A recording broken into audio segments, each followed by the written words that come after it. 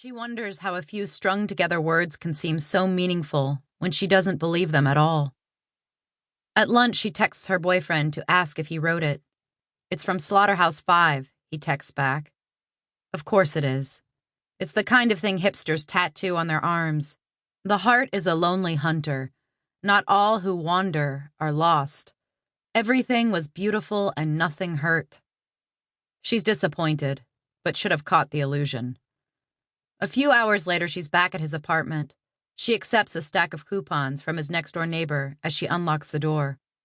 "Thank you," she says. "This is great." The woman seems disappointed. She isn't as effusive as excited as she should be. "Those are free," the woman says.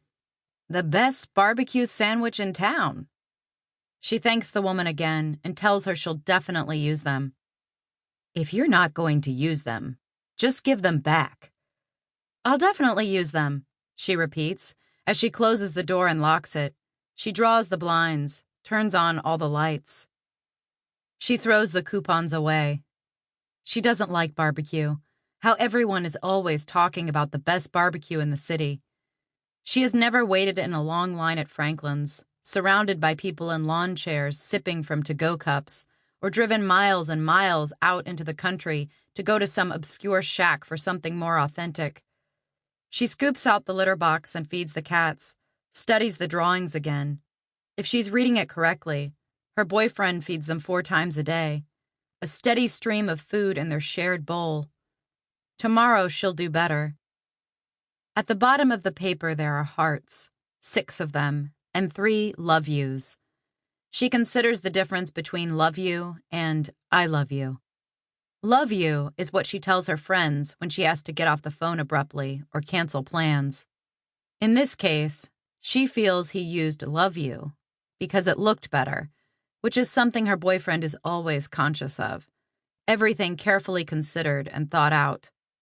She decided a long time ago she didn't want to be a careful person, that she didn't want to live her life constantly worrying about what other people thought of her. Of course she does worry. She does nothing but worry. And all her lack of care amounts to is that she offends people constantly and tests them with her inappropriateness and expects them to love her for it. She drags around a feather on a stick, turns to look at the cats. They stare at her without blinking or averting their gaze. She puts the feather in the male's face, drops it to his nose, and he paws at it a few times before giving up. She kneels and crooks her finger at them like her boyfriend does. They come forward to bump her with their foreheads, and she gets into bed, feels the small hairs tickling her face. They climb around her, purring, louder and louder, and she wonders if she could put them in her car and take them to her apartment. Cats don't travel well, she recalls her boyfriend saying. They scream and shit everywhere. She has no pets, has never had a pet, and her boyfriend was sorry for her when she told him. She didn't tell him that her family was poor, that she'd collected frogs and snakes and turtles from her backyard, which she'd let die in jars and shoeboxes.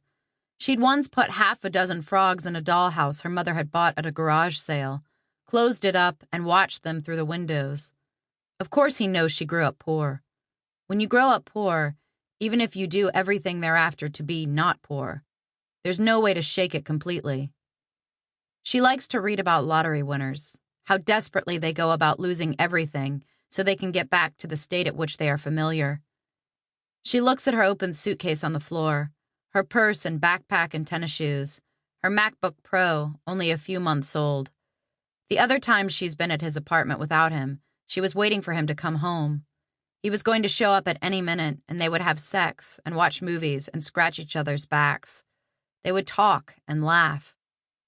She walks over to his closet and takes out the leather coat that cost him $700. Tries it on.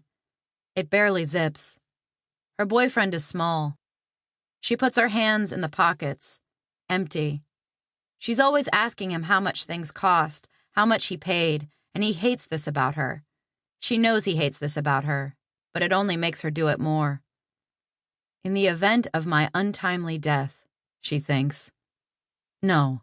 Not untimely. Unlikely. She picks up the mail, also smaller than his female counterpart, the one she has decided she likes least.